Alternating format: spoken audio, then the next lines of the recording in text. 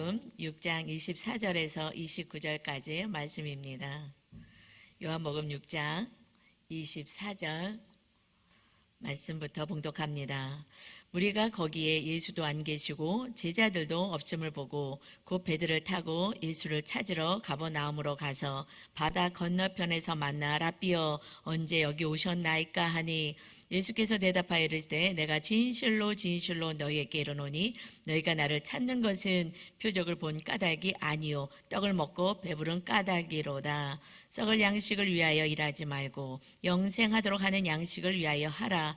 이 양식은 인자가 너희에게 주리니 인자는 아버지 하나님께서 인치신 자니라. 그들이 묻되 우리가 어떻게 하여야 하나님의 일을 하오리까? 예수께서 대답하여 이르시되 하나님께서 보내신 이를 믿는 것이 하나님의 일이니라 하시니. 아멘. 오늘 6장의 말씀을 중심으로 해서 생명의 떡이신 예수 그리스도라는 제목으로 같이 은혜를 나누겠습니다.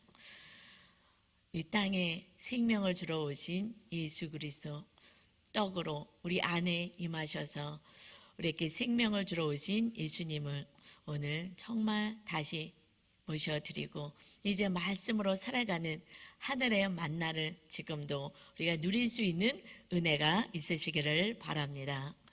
6장의 말씀은 우리가 지금 24절부터 읽었습니다. 그런데 그 1장 1절부터의 말씀을 보면은 오병이어의 기적이 있은 후에 일어나는 사건이에요. 예수님이 가버나움에서 건너편 갈릴리 바다를 건너서 벳세다에 가셔서 거기서 병자를 고치고 그리고 말씀을 증거하십니다. 사람들이 많이 몰려왔어요. 저녁이 됐는데도 돌아가지 않습니다. 그들이 구하지도 않았으나 주님이 보시기에 불쌍히 보여지는 거죠. 저들이 얼마나 배가 고플까? 뭐래도 먹여서 보내야지. 육신의 필요를 누구보다 더 잘 아시는 주님은 그들을 먹을 것을 먹이고 보내야 되겠다 해서 제자들에게 이야기합니다. 무엇을 먹여야 되겠다. 그랬을 때에 그 아이의 도시락 떡 5개, 물고기 2마리, 그 작은 도시락 밖에 없습니다 하고 그것을 갖다 드렸어요. 이것을 가지고 하늘을 향하여 하나님께 감사 기도하고 그리고 떡을 떼기 시작했더니 뛰어도 차고 넘치고 그들이 배불리 먹고 5,000명이나 되는 많은 사람들이 배불리 먹고 남은 조각이 12바구니가 되었다. 우리는 작은 일에도 감사할 때에 큰 은혜가 넘치는 삶이 되죠. 이렇게 큰 은혜를 그들이 누렸어요. 그리고 예수님을 찾아 나섰습니다. 여기 안 계시네? 하고선 찾아 나섰어요. 그런데 예수님이 이들이 나를 찾아 여기까지 온 것은 그것은 주님이 중심을 보시며 말씀하세요. 떡을 먹었기 때문이야. 배불렀기 때문이야. 이것이 오늘 첫 번째 육신의 떡을 구하는 사람입니까? 라는 물음표를 넣었습니다. 주님은 그들을 향하여서 육신의 필요를 위해서 나를 찾아왔구나. 이 물음표는 우리가 다시 한번 우리들의 모습을 보면서 나는 과연 어떤 모습으로 예수님 앞에 나오는지를 한번 생각해 봤으면 좋겠습니다. 그러면서 본문 말씀 다시 봅니다. 24절 25절입니다. 우리가 거기에 예수도 안 계시고 제자들도 없음을 보고 곧 배를 타고 예수를 찾으러 가버나움으로 가서 바다 건너편에서 만나 라삐어 언제 여기 오셨나이까 하니 배를 타고 예수님을 찾아오는 열심이 있습니다. 그런데 그들이 주님을 만나길 위해서 주님의 그 가르침을 받고자 하는 것이냐? 그것이 아니라는 거예요. 예수님은 아셨죠? 26절입니다. 예수께서 대답하여 이르시되 내가 진실로 진실로 너희에게 이르노니 너희가 나를 찾는 것은 표적을 본 까닭이 아니요 떡을 먹고 배부른 까닭이로다. 진실로 진실로 이것은 참말 내가 알아. 너희들이 왜 나를 찾아왔는지 배를 타고 여기까지 찾아온 것을 내가 진실로 참으로 내가 안다.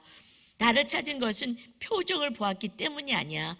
예수 그리스도 그 표적 자체이신 그 성전으로 오신 예수 그리스도 그 표적이신 예수님께 관심 있는 것이 아니라 떡을 먹고 배불렀기 때문에 찾아온 거야.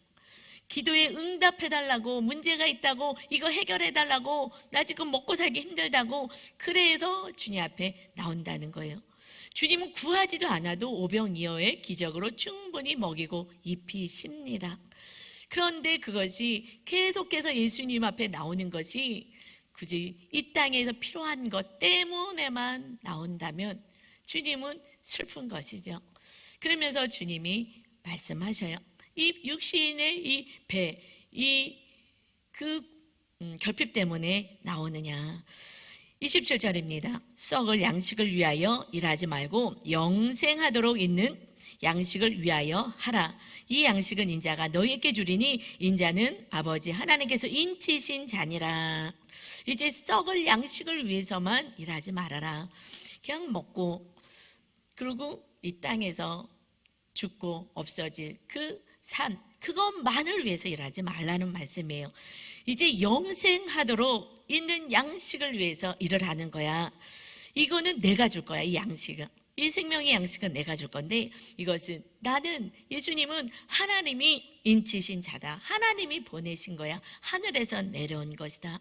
이제는 너희가 그저 먹고 사는 거에 정신없어 그것만 하면서 살지 말고 이제는 생명, 영생을 얻는 일을 위하여 그 일도 함께 하는 거야.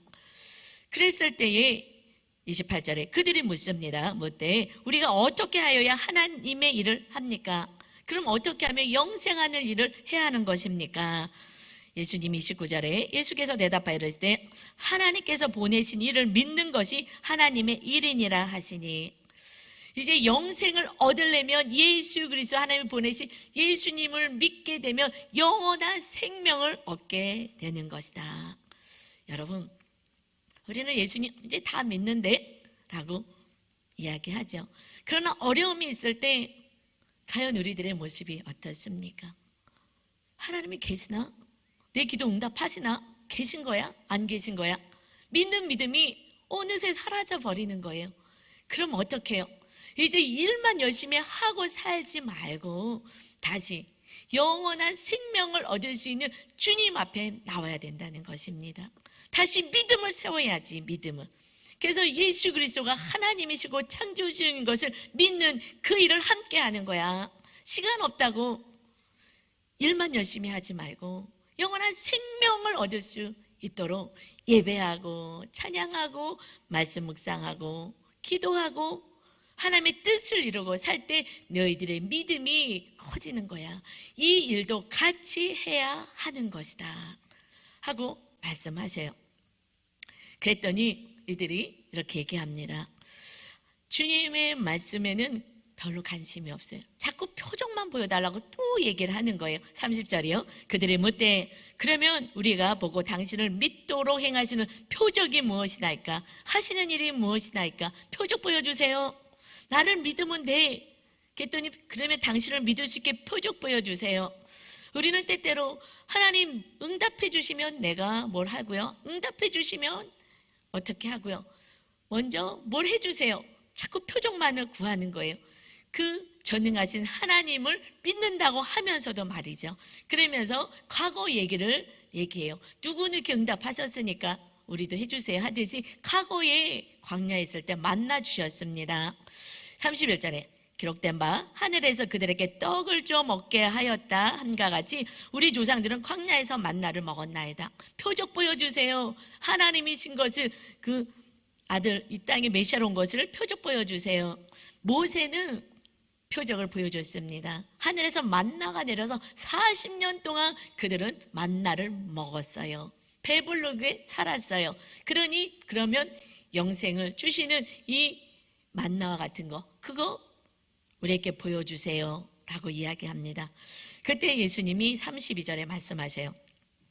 예수께서 이르시되 내가 진실로 진실로 답답 답답하셔서 말씀하시는 거예요. 정말 답답하다. 진실로 진실로 너희에게 이르노니 모세가 너희에게 하늘로부터 떡을 준 것이 아니라, 모세가 준 게 아니라 하나님이 내려주신 거죠. 그런데 이제는 내 아버지께서 너희에게 하늘로부터 참 떡을 주시나니 이제 진짜 떡을 주실 거야. 진짜 떡. 이것은 하나님의 떡은 하늘에서 내려 세상에 생명을 주는 것이다. 세상의 모든 사람들께 생명을 주는 거야. 영원한 생명. 그 과거에 줬던 만나는 그 땅에서 50년을 살든 몇십 년을 살든 그 40년 동안 하나님의 나라 가나안 땅 들어가기 전까지 만나로 육의 목숨을 부지했다며 이제는 영원한 생명을 주기 위해서 하나님이 아들로 이 땅에 나를 보냈다 하고 말씀하세요. 그러니까 참떡이 있다고요? 참떡이요? 그러면 그거 우리에게 주세요. 앞에 계시는데도 모르면서 그 떡 달라고 얘기해요. 그래서 예수님이 6장 34절에 그들의 이르되 주여 이 떡을 항상 우리에게 주셔서 만나를 40년 동안 먹었어요. 이제 그 참떡 진짜 영생을 얻는 떡을 주세요 라고 이야기했을 때에 예수님이 35절에서 예수께서 이르시되 나는 생명의 떡이니 내게 오는 자는 결코 줄이지 아니할 터이요 나를 믿는 자는 영원히 목마르지 아니하리라 말씀하세요. 내가 생명의 떡이야. 나를 먹으면 되는 거야. 어떻게 먹어요? 주님을 영접하면 되는 거죠. 주님을 믿으면 되는 것이에요. 이 일을 함께 해야지 너희가 생명을 얻게 될 뿐더러 주님께로 오는 자는 결코 줄이지 않게 되는 줄 믿습니다. 내게 나오는 자, 내게 오는 자, 주님께 오는 자는 결코 줄이지 아니하리라. 주님께 나오시는 자는 결코 줄이지 않는 줄 믿습니다. 이 믿음이 있어야지 주님께 나오는 거예요. 그 믿음을 주님이 하나님이신 창조주가 되시고 그 전능하신 하나님, 죽은 자를 살리신 그 하나님이 우리에게 영원한 생명을 주시러 오실 뿐만 아니라 주님께 나오는 자 결코 줄이지 않게 하실 그 주님 앞에 나오는 자가 되어야 하는 것입니다. 이 믿음이 없으니 세상을 향해서만 나가는 거예요. 그래서 세상을 향해 나가지 말고 내게 오는 자, 그래서 예수 그리스도를 믿는 자는 영원히 목마르지 아니하리라. 예수님을 믿어야 목마르지 않습니다. 영원토록 목마르지 않아요. 여러분 아무리 결혼을 했어도 부부가 서로 사랑이 안 돼서 늘 외로움이 있고 외로움에 목마름이 있고 불안에 목마름이 있고 두려움도 있고 건강이 있어도 바이러스에 걸릴까 봐 벌벌 떨고 사고 늘 뭔가 갈증이 나고 목마르고 안식이 없는 거예요. 그런 자들이 어떻게 하라고요? 이제 예수님께 나오라고 말씀하십니다. 너희들께 영원한 생명을 주고 나는 참 떡이 되어서 그 만나를 먹고 하루를 이 육을 버틴 것이 아니라 이제는 그것을 넘어서 마음에 참된 우물에서 먹는 그 길어 먹는 그 물이 아니라 주님을 영접한 자는 그 안에서 주님이 계시니 생수의 강이 넘치는 인생, 갈증이 없는 인생, 만족함이 있는 인생, 그것은 주님께로 나오는 자가 누리는 축복인 줄 믿습니다. 여러분 감사하게도 이제 대면 예배가 허락이 되었습니다. 저희는 조금 지방에 있어서 더 감사하게 우리 성도님들이 다 오셔도요 넉넉합니다. 다 나오십시오. 이제 두려워 떨지 말고 이제 다음 주 중에는 수요 예배도 새벽 예배도 철야 예배도 주일 예배도 목마른 상태로 있지 마시고 주님께 나오는 자는 결코 목마르지 않는 은혜를 누리시기를 바랍니다. 주님을 믿는 자 영원히 목마르지 않는 주님께로 나오셔야 하는 거예요. 이제 교회 문이 활짝 열렸습니다. 우리 교회가 건축을 하는 바람에 여러분들이 다 나오셔도 절대 이 법에 저촉되지 않을 수 있는 은혜를 우리에게 하나님이 주셨습니다. 마음껏 예배하라고 우리 교회에 주신 은혜인 것입니다. 여러분이 넓은 성전에 다 나오셔서 정말 줄이고 목마를 모든 영혼들 안식과 기쁨과 하나님이 주시는 놀라운 은혜로 채우시는 여러분 다 되시기를 주님의 이름으로 축원합니다. 그래서 두 번째는요, 이제 생명의 떡이신 주님을 구하는 사람 느낌표이지요? 하고 물어보는 거예요. 너희들은 이제 표적만 구하는 육의 목숨만을 부지하고 살았던 삶에서 영원한 생명을 얻는 자로 살고 있지. 육신의 결핍, 문제만 그것 때문에 슬퍼하는 인생이 아니라, 그것을 구하는 인생이 아니라 이제는 그것을 충분히 줄 수 있는 본체 되신 주님을 내 안에 모시고 주님이 주시는 것으로 사는 인생. 우리가 먼저 구할 것을 주님을 구하고 주의 성령님이 임하시기를 원하는, 주님의 영이신 성령님 영이 우리에게 임하셔서 우리와 함께 살기를 원하시는 그 주님을 구하는 여러분이 되셔야 합니다. 그래서 첫 번째는 물음표를 시작했다면 이제 느낌표, 그런 사람이지요 까지 가야 되죠. 예수님이 이 땅에 오신 목적을 다시 말씀하십니다. 우리가 이게 본질이니까, 우리가 예수님 믿는 본질이니까 정신을 바짝 차리고 다시 한번 말씀을 받습니다. 38절이요.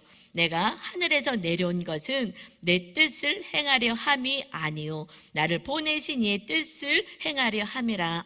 그럼 하나님의 뜻이 무엇이냐? 39절입니다. 나를 보내신 이의 뜻은 내게 주신 자 중에 내가 하나도 잃어버리지 아니하고 마지막 날에 다시 살리는 이것이니라. 내가 하나도 잃어버리지 않는 거야. 내게 오는 자는 지금 어떤 죄를 져서도 나는 끊임없이 용서하고 끊임없이 사랑하고 끊임없이 중보하고 너희를 돌보고 지켜서 마침내 너희들이 회개하여 하나님의 백성 되게 할 거야. 그리고 마지막 날 예수님이 이제 이 세상의 종말 때에 우리를 데리러 오실 때에, 그때에 다시 살리게 될 거야.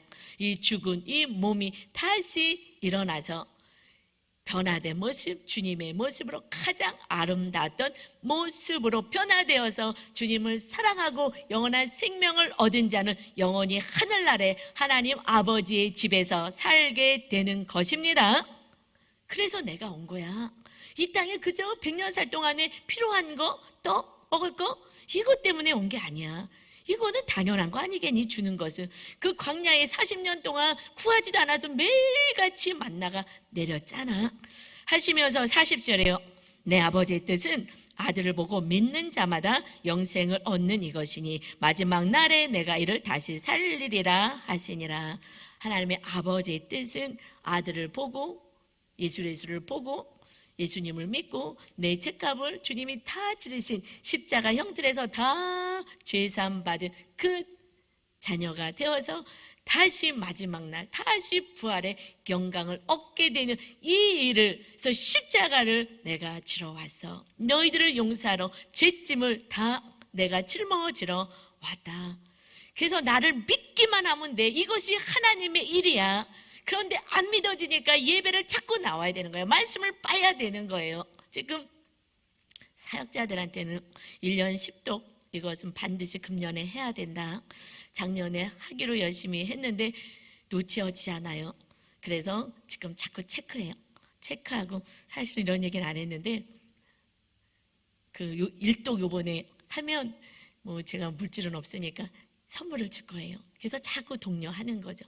먼저 리더가 말씀 안에 커야 되게. 그래서 이것이 하나님을 믿는 일에 힘쓰게 하는 거예요. 그렇지 않고 육으로만 살아가면은요 결국 주님을 놓칠 수밖에 없어요.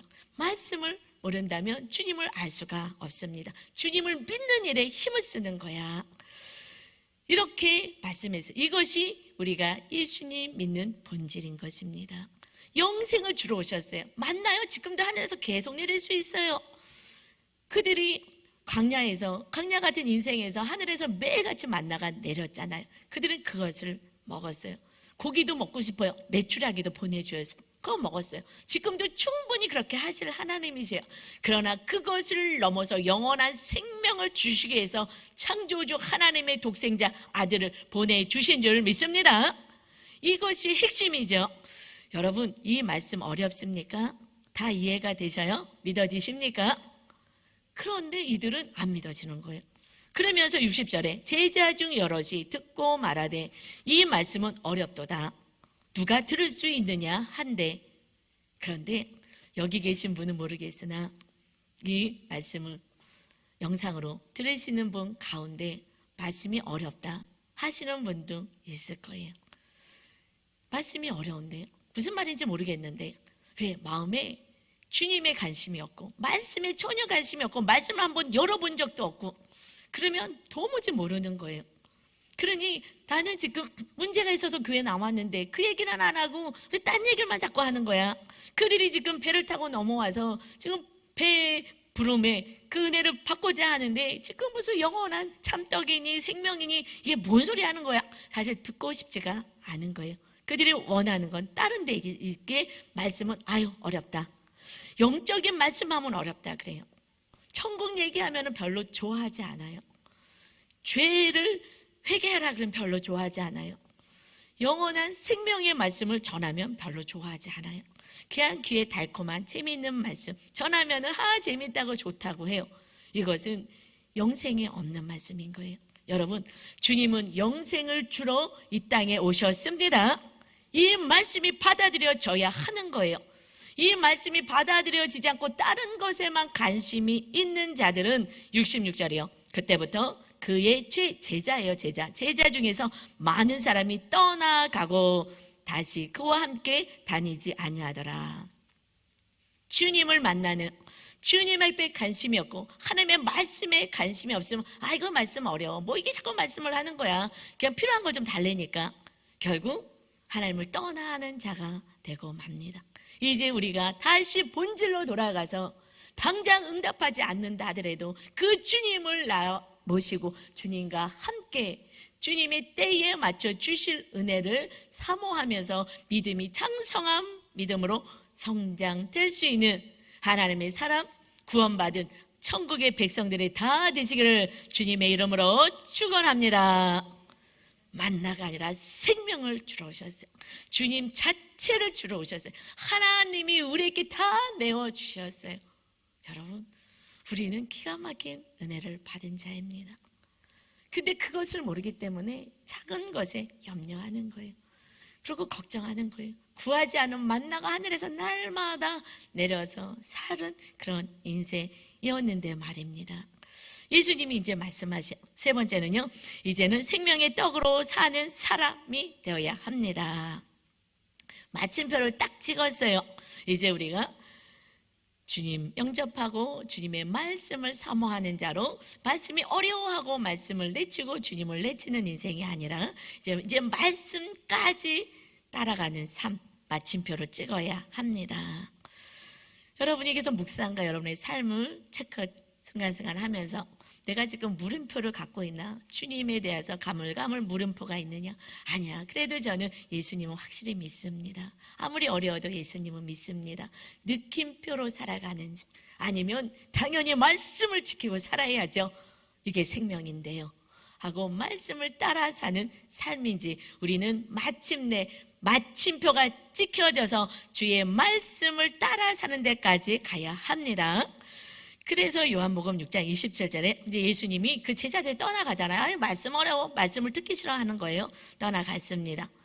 67절 보니까 예수께서 12제자에게 이르실 때 너희도 가려느냐? 너희도 갈래? 오늘 물어보세요. 너희도 하나님을 떠나고 싶니? 그냥 네 뜻대로 살고 싶니? 그랬을 때 누가 남느냐? 68절이요. 시몬 베드로가 대답하여 주여 영생의 말씀이 주께 있사오니 우리가 누구에게로 가오리까?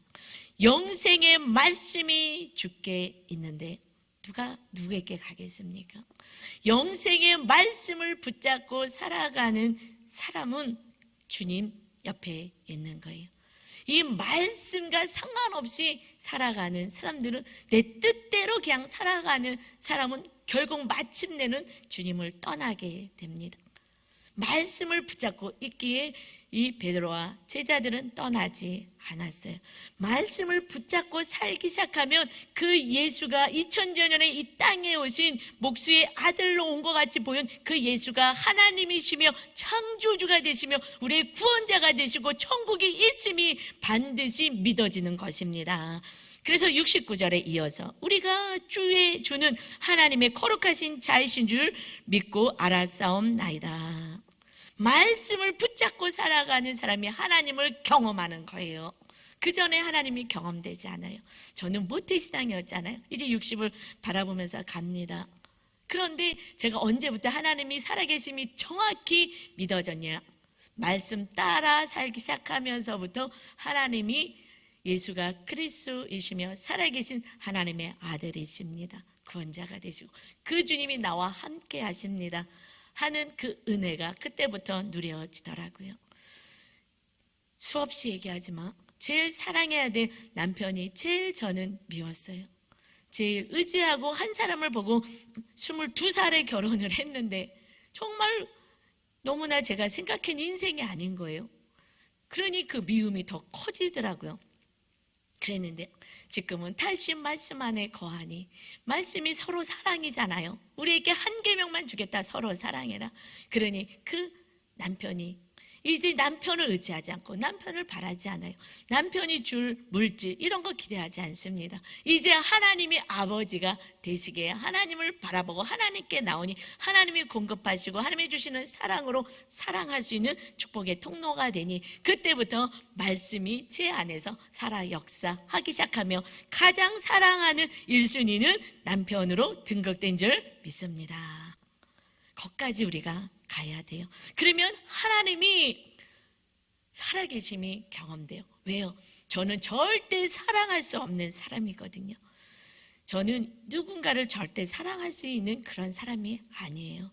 그런데 주님의 사랑이 들어오니 주님의 사랑이 흘러가더라는 것입니다. 우리가 거기까지 가야 되는 거예요. 그런데 주님이 말씀하셔요. 12명 가운데 한 명은 말씀을 받지 않았어. 안타까워하시면서 70절이요. 예수께서 대답하시되 내가 너희 12를 택하지 아니하였느냐. 그러나 너희 중에 한 사람은 마귀니라 하시니, 마귀에게 잡힌 자라는 얘기죠. 71절이요. 이 말씀은 가롯 시몬의 아들 유다를 가리키심이라. 그는 12 중에 하나로 예수를 팔 자로라. 그냥 가롯 유다 하지 않고 가롯 시몬의 아들이야. 시몬의 아들이야. 이것이 좀 저는 슬퍼요. 제가 가장 말씀대로 살려고 하는 첫 번째는요, 우리 아들이, 하나님이 육으로 주신 아들이, 우리 가정에서 내 모습을 제일 많이 보는 그 아들이 나를 보고 그대로 따라갈 건데 말씀대로 못 살까 봐. 이것이 저는 가장 두렵기 때문에 가장 말씀대로 사는 첫 번째고요. 그 다음에 성도님들이 저를 따라와야 되니 말씀대로 사는 것입니다. 그런데 가룟 유다는 지금 예수를 파는 자야. 왜요? 말씀을 붙잡아야 되는데 말씀을 붙잡지 않으니 마귀의 생각을 넣어주는 것입니다.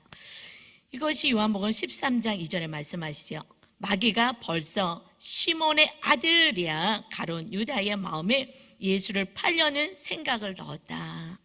마귀가 이 말씀 붙잡고 살지 않으니, 하나님을 사모하고 주님을 사모하고 주님의 말씀대로 사랑하며 살아가지 않으니 마귀가 생각을 넣어줘서 그 말씀을 붙잡게 합니다.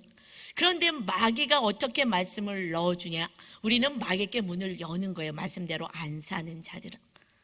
그래서 문이 열려 있으니 마귀는 들어와요. 어떤 것이 우리가 마음의 문을 여느냐? 그는 주님을 주인으로 모시지 않고 주님보다 더 사랑하는 것을 부여잡고 살았어요. 그러니까 문을 연 거예요. 열어놓으니까 마귀의 생각으로 따라갑니다. 그는 하나님보다 더 사랑하는 것이 무엇이었느냐? 요한복음 12장 6절입니다. 하반절에 그는 도둑이라 동캐를 맡았어요. 제자 가운데 똑똑해서. 그런데 거기 넣는 것을 훔쳐가는 자였어요. 돈을 사랑하는 자였어요. 다른 걸 사랑하니 주님의 말씀은요 별로 받고 싶지 않아요. 주님의 말씀은 하나님을 목숨을 다하여 섬기는 거고 하나님께 생명을 드리는 거고 이웃을 향하여서도 내가 가지고 있는 것들을 나누는 거잖아요. 하나님이 주신 것에 감사하여 11조도 드리고 감사헌금도 드리고 하나님이 주신 것이 감사하여 이웃들에게 가난한 자들에게 흘러가게 하는 거잖아요. 그런데 반대로 지금 나는 돈을 사랑하는데 누굴 주라 그러는 거야? 예수님의 장례를 위해서 마리아가 옥합을 깨뜨렸더니 아깝다 이러는 거예요. 돈을 사랑하니까 인간적으로 합리적으로 생각하면 저 아까 저게 얼마짜리인데 돈 계산만 하고 살아가는 거예요. 끊임없이 돈만 계산하는 거예요. 주님의 그 은혜와 사랑은 관심이 없습니다. 결국 그는 예수님조차도 은 30에 팔아버리고 돈을 받고 그 스승을 파는 자 되었어요. 그는 말씀을 몰랐겠어요? 기적을 많이 보지 않았겠어요? 그 안에 말씀이 없는 거예요. 말씀 따라 살지 않은 자는 안고 없는 찐빵? 뭐 이런 거 같은 거죠. 크리스찬이요? 무늬만 크리스찬인 거예요. 종교인인 거예요. 주님 생명의 떡인 내 안에 계셔서 이 말씀을 따라 사는 자가 되지 않으면 하나님의 자녀는 아닌 것입니다. 이제 금년에 우리는 반드시 말씀 따라 사는 데까지 가는 마침표가 찍혀지는 그러한 인생이 되시기를 주님의 이름으로 축원합니다. 바리새인은 그때의 종교 지도자라고 칭송받는 자였어요. 말씀도 많이 알고요. 말씀대로 산다고 기도 시간 됐네 하고 시계 보고서는 그러면 장터에 갔다가도 가서 기도하고 그렇게요? 딴 사람은 그렇게 못하는데 야 대단하시다 그러는데요. 그들은 주님을 파는데 앞장서는 자가 되었죠. 왜 그렇게 됐냐고요? 그들은 마음에 다른 것이 있었어요. 누가복음 16장 14절입니다. 바리새인들은 돈을 좋아하는 자들이라. 이 모든 것을 듣고 비웃거늘 예수님의 말씀을 듣고 오히려 비웃어요. 듣고 싶지 않아 하질 않습니다. 하나님의 말씀을 바꾸자 하지 않아요.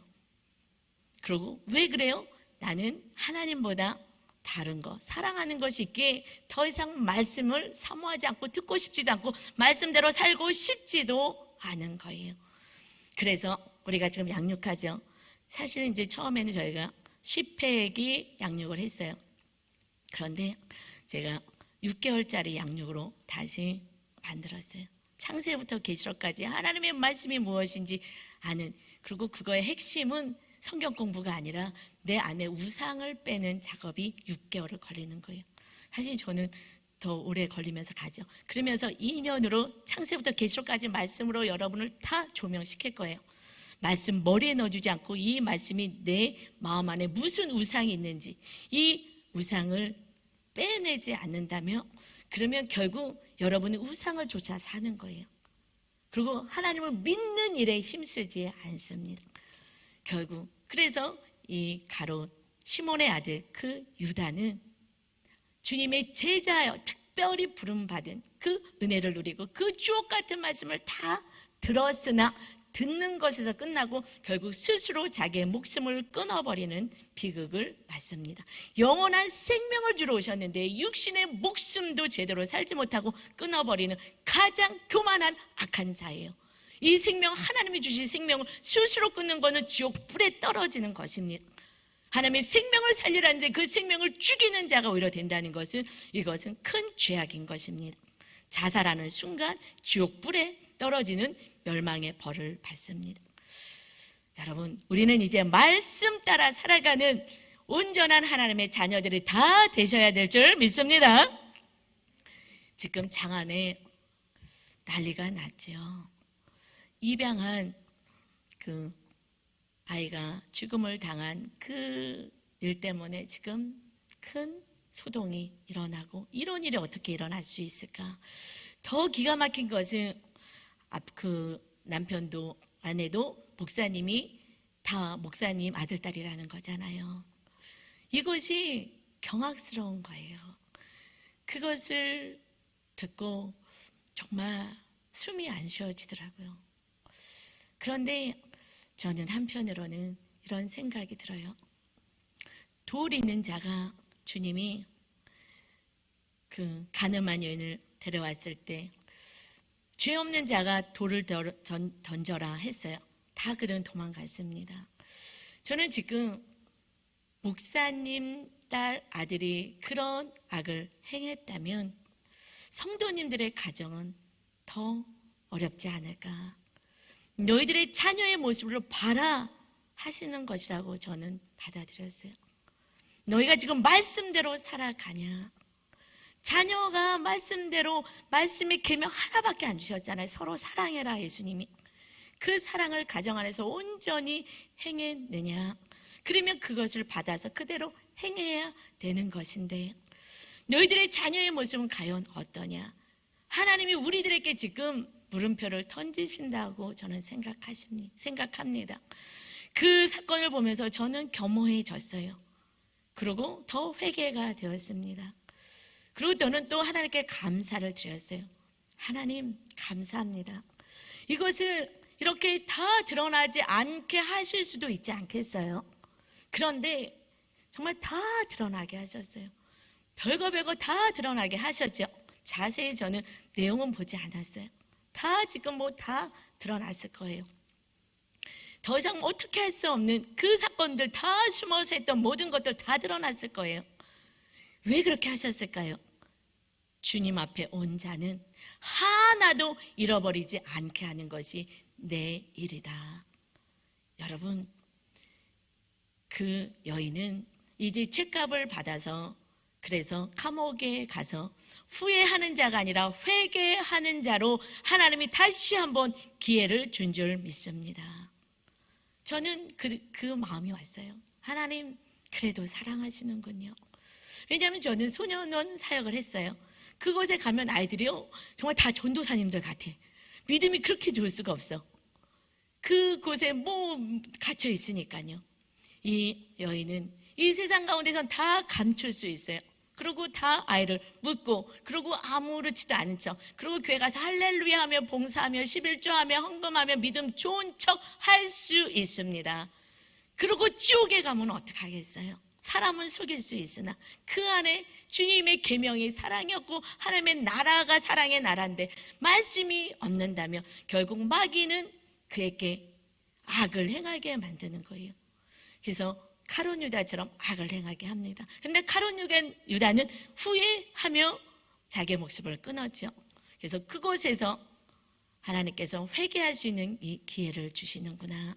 여러분, 이제 우리가 철저히 회개하여서 부모님들이 먼저 회개하여서 세상의 성공을 향해서 하나님의 말씀을 하나도 받지 못하고 말씀대로 나도 살지 않고 자녀에게도 말씀으로 같이 나눔도 하지 않고 말씀대로 살아가야 되는 거 이야기하지도 않고 회개하고 돌이켜야 되는 거 사랑의 나라인 것도 얘기하지 않고 그저 살아간다면 여러분 결국 그 자녀들은 이 마지막 때에 더 악을 행하는 자녀들이 될 것입니다. 우리가 돌을 들을 이유가 없어요. 우리가 부끄럽고 떨림으로 내 신앙을 바로 잡고 우리 자녀들에게 생명 되신 주님을 증거할 수 있는 삶으로 온전히 사랑으로 섬기는 여러분이 다 되시기를 주님의 이름으로 축원합니다. 그렇게 할 때에 주님이 주시는 만나를 먹는 거예요. 광야에서 만나가 하늘에서 내려왔어요. 여러분 뭐 때문에 맨날 슬퍼해요? 먹는 거잖아요. 육신의 것 때문에 그러잖아요. 이 신명기 8장 3절에 만나를 주실 때 말씀하신 거예요. 너를 낮추시며 너를 줄이게 하시며 또 너도 알지 못하며 너 조상들도 알지 못하던 만나를 내게 먹이신 것은 사람이 떡으로만 사는 것이 아니요 여호와의 입에서 나오는 모든 말씀으로 사는 줄을 내게 알게 하려 하심이니라. 그때 만나를 주신 이유는 그냥 하늘에서 펑펑 먹을 것이 내려옵니다. 할렐루야 신나네가 아니라 하나님의 백성은 이제 너희들은 하나님의 말씀으로 살아가는 거야. 이것을 훈련시키시는 거라는 거예요. 그래서 이제 예수님을 통하여 진정한 만나 대신 참뜻 대신 예수님 오셨을 때 말씀으로 사는 것이다. 그때도 말씀으로 살지 않은 자들은 만나 못 먹었어요. 그냥 만나 주실 때요 아침에 주셨어요. 그런데 아이고 귀찮아 아침에 나가서 거둬라. 그런데 그렇지 않으면은 이 햇빛이 나면은 다 녹아 없어진다. 말씀대로 안 사고 낮에 가면 먹을 거 없는 거예요. 날마다 어디로 가라 그랬어요. 날마다 것을 거들어 가라 그랬어요. 그런데 아 귀찮아 오늘은 아파서 못 가겠네 하고 안 나가면 그 다음 날은 썩고 냄새가 나는 거예요. 하나님의 말씀 안 듣고 아 나 일하기 싫어 나 일주일 그 걷어야지 그래봤자 못 먹는 거예요. 그리고 안식일날 그러면 이게 유통기한이 하나님이 만나를 하루의 유통기한으로 만드셨냐? 아니요. 말씀 훈련시키는 거예요. 그러나 안식일날은 그 전날에는 이틀치를 거둬라. 근데 똑같은 만난데 안식일날 귀찮아 나는 한 번만 거뒀으니까 오늘 또 가서 안식일날 나가서 거둬야지. 그때는 안 내리는 거예요. 그 훈련들을 시키는 거예요. 안식일 날 하나님을 예배하는 거예요. 감사하는 날이야. 그때는 썩지도 않아요. 그 똑같은 만나가 이틀 됐는데, 즉 만나를 그때도 먹었던 사람들은 누구냐? 하나님의 말씀대로 행하는 자가 먹은 줄 믿습니다. 언제 그쳤어요? 하나님의 나라 가나안 땅에 들어갔을 때 멈췄습니다. 이 땅에서 하나님은 지금도 하늘에 만나를 내려주십니다. 누구에게? 하나님의 말씀대로 사는 자에게 만나가 내려지는 것입니다. 언제까지요? 하늘나라 갈 때까지. 그래서 우리에게 주기도문 주었잖아요. 일용할 양식을 구하라고. 하나님 우리에게 일용할 양식을 주옵소서. 여러분 일용할 양식이 없어서 불안해하고 걱정하십니까? 일용할 양식은 하나님이 주시는 거예요. 이번에 어떤 분이 연말정산 때문에 헌금 낸 거를 봤어요. 저한테 놀라가지고 온 거예요. 목사님 말도 안 돼요. 제가 이만큼 헌금을 했어요. 그런데 정말 작게 받았거든요. 그런데 제가 아는데 이거 분명히 이거 잘못된 거야. 계산을 다시 하라고. 그랬더니 맞대는 거예요. 그 받는 것이 그냥 생계비 정도밖에 안 됐거든요. 그런데 그만큼 받았다는 것은 많이 공급받았다는 거예요. 누구로부터 받았든지 하나님의 만나를 내려주셨다는 거예요. 그러면서 해마다 이걸 보면서 하나님이 얼마나 만나를 주시는지 봐야 되겠다. 그래서 제가 물질 훈련도 시켜요. 왜냐하면 물질 때문에 결국은 다 주님을 떠나가잖아요. 말씀을 사모하지 않잖아요. 지금 이제 우리는 말씀대로 행하는 자는 하나님이 만나를 내려주시는 은혜로 사는 자인 줄 믿습니다. 아멘. 이것을 누리시기 바랍니다. 그래서 예수님이 이 땅에 오셔서 말씀하셨어요. 누가복음 12장 22절입니다. 또 제자들에게 이르시되 그러므로 내가 너희에게 이르노니 너희 목숨을 위하여 무엇을 먹을까 몸을 위하여 무엇을 입을까 염려하지 말라. 29절이요. 너희는 무엇을 먹을까 무엇을 마실까 하여 구하지 말며 근심하지도 말아라. 이거 구하지 않아도 돼. 만나는 당연히 내리는 거야. 그 주님을 구해. 주님을 믿도록 믿음이 떨어지지 않게. 그 근심하지 마라. 하나님의 아들 하나님이 오셔서 말씀하신 거예요. 그러면서 30절입니다. 이 모든 것은 세상 사람들이 구하는 거예요. 아버지가 없는 자들. 너희 아버지께서는 하나님께서는 이런 것이 너희에게 있어야 할 것을 아시느니라.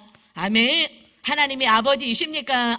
하나님이 아저씨이십니까? 아버지가 돼야 될 줄 믿습니다. 주님을 영접해야 모셔드려야 생명의 떡을 내 안에 모셔드려야 하나님이 아버지가 되셔서 우리를 지켜주십니다. 세상 사람들 불안에 떨지요. 그들이 떤다고 여러분이 왜 떠십니까? 하나님의 아버지가 계십니다. 이런 것을 염려할 필요가 없는 거야. 너희들은 하나님을 믿고 어떤 일에 힘써야 되느냐? 31절에 힘써야 됩니다. 다만 너희는 그의 나라를 구하라. 그래야면 이런 것들을 너희에게 더하시리라. 이제 우리가 구해야 될 것은 무엇을 기도하라고요? 하나님의 나라. 내가 하나님의 나라가 되어서 하나님이 나와 함께 살아가는 인생 되게 해주세요. 내 안에 사랑의 나라가 돼서 모든 이들을 용서하고 사랑하게 해주세요. 그리고 우리 자녀와 배우자와 이웃과 친척과 모든 이들이 하나님의 나라 백성 되게 해주세요. 그래서 너희가 사랑이 흘러가게 해라. 이렇게 살아가는 인생은 하늘에서 날마다 만나가 내리는 인생이 되며 주께 나오는 자는 결코 줄이지 아니하며 주님을 믿는 자는 영원히 목마르지 않은 생명수가 내 안에서 넘쳐서 감사와 기쁨이 넘치는 인생이 하나님 자녀들의 삶인 줄 믿습니다. 우리 2020년에는 반드시 마침표를 찍어서 목사님 가정에서 살인사건이 나는 이것은 예견된 일인 거예요. 처음 아담의 가정에서 동생을 죽이는 살인사건이 있습니다. 우리들의 모습인 거예요. 그래서 하나님의 나라로 다시 한번 세워져서 이제 교회 다닌다는 게 부끄럽지 않은 우리 안에 주님의 빛이 찬란히 비춰지는 사랑과 용서와 섬김이 있는 온전한 인생을 살아가시기를 주님의 이름으로 축원합니다. 우리 찬양 드리고 기도하겠습니다. 우리 영원히 하나님만 바라겠습니다. 하나님만 모시고 살아서 하늘의 만나를 누리며 금년에는 살겠습니다.